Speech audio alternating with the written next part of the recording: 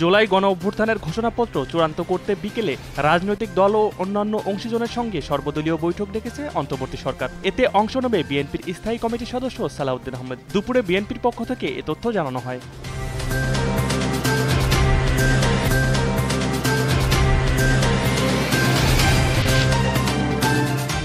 দীর্ঘ ১৭ বছর কারাবন্দী জীবন কাটানোর পর অবশেষে মুক্ত হলেন সাবেক স্বরাষ্ট্র প্রতিমন্ত্রী লুৎফুজ্জামান বাবর। দুপুর ১:৩০টায় কেরানীগঞ্জে ঢাকার কেন্দ্রীয় কারাগার থেকে বের হন তিনি। কারাগার থেকে বের হওয়ার বিষয়টি নিশ্চিত করেছেন উপমহাপরিদর্শক মোহাম্মদ জাহাঙ্গীর কবির।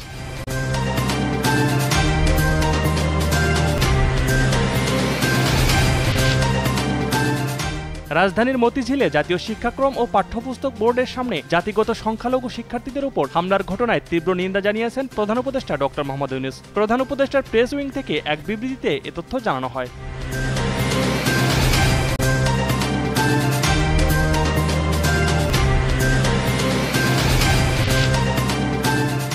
ইতিহাসের অন্যতম ভয়াবহ দাবানলে ৯ দিন ধরে পুড়ছে যুক্তরাষ্ট্রের লস অ্যাঞ্জেলস। চলমান দুর্যোগে দক্ষিণ ক্যালিফোর্নিয়ার শহরটিতে এখন পর্যন্ত প্রাণ হারিয়েছেন অন্তত ২৫ জন, নিখোঁজ রয়েছেন আরও বেশ কয়েকজন।